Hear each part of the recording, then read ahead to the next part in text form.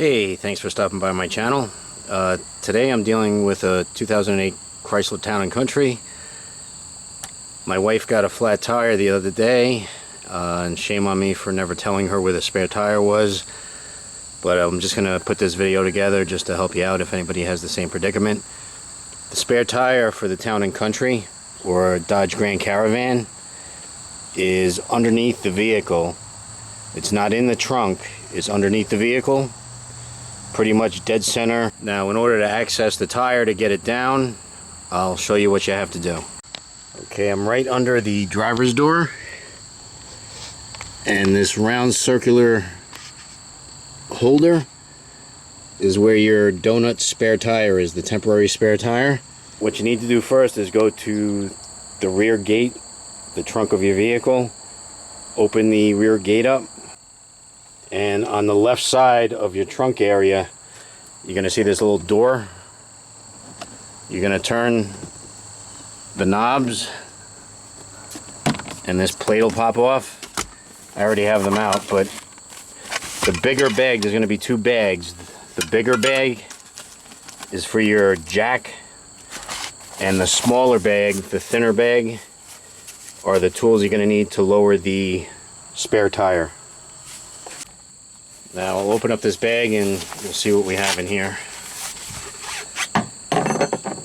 There's 1, 2,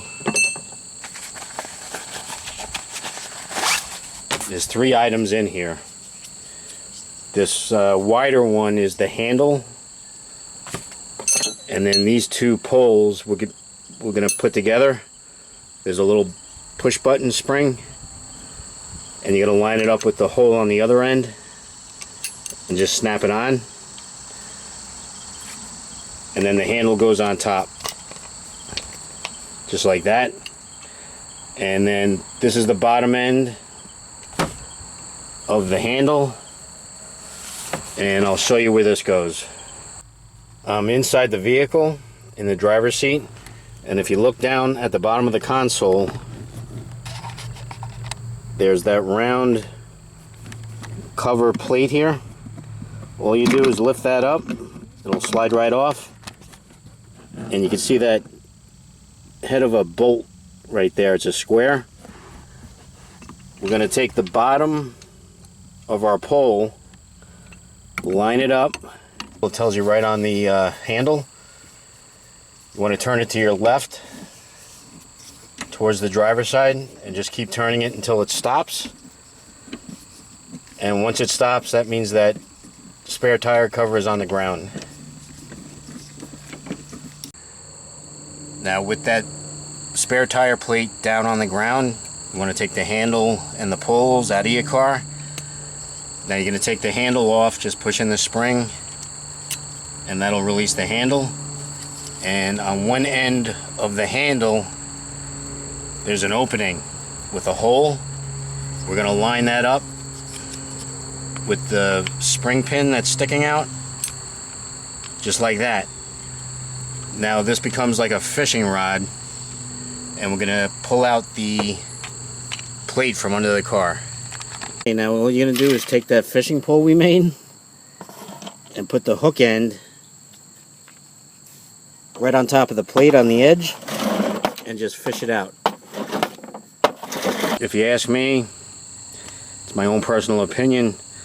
You can let me know what you think in the comment section, but it's kind of a stupid design, because in order to pull this pan out, it'll only come out on the driver's side, because on the passenger side of the vehicle the exhaust kind of blocks it, so it won't come out on that side. So you can only pull it out on the driver's side, which makes no sense, because if you're stuck on the shoulder of a highway, you have to do this where oncoming traffic is whizzing by you at whatever, 55, 65 miles an hour. Doesn't make a lot of sense. But just use a lot of caution when you're doing this. It's always a good idea to have cones in your car and flares. Now, with our spare tire pan out from under the vehicle, remember I already had my spare out, so pretend there's a spare tire in there right now, a donut. You're going to turn it on its side, and you'll see the 2 edges of this metal piece. These basically bend upward just like that, which will allow you to get it through the hole and then get the spare tire out of the pan. Something to keep in mind, this is the temporary spare tire, or the donut. This is a normal tire that's on the vehicle. If you're going to put this donut on, this is just temporary, just to get you from, you know, the highway where it went flat to either a service station to get the tire fixed or back to your house. Do not drive on this tire like it's a normal tire. Now, to put this back under the vehicle, now in order to put the spare tire back underneath the vehicle, you're going to put it into the pan like this, so the wider opening is facing upwards, facing the sky. Now, to put it back in, you want to take those pins that we folded inwards before, fold them back in, just lift the tire a little bit underneath the pan, push it in, and that'll lock it into place. Now, once that's all secure, we're just going to push it back underneath the vehicle. We're back in the vehicle. You're going to take your pole, reattach the handle, put it back on the bolt, and now we're going to start turning to the right. And we're going to turn this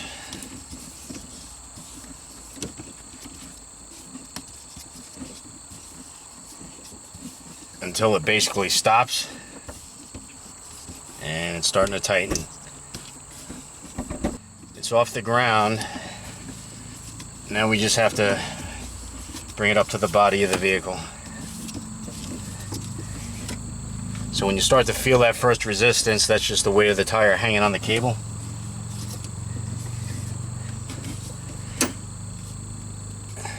Okay. It says click 3 times, so that was 1 click, 2, 3. If you are unlucky enough that you do get a flat tire and you put the donut on, you're probably going to get the tire pressure sensor. It's that orange light that monitors your tire pressure in your tires. It's probably going to go on. It might even flash as you're driving. That's what happened to this van after the donut was put on. That should go away once you put a new tire on, or you get the tire that you had a flat fixed and put it back on the vehicle. Okay, don't forget to take the pole and the handle out, and then take your cap and reinsert it down below.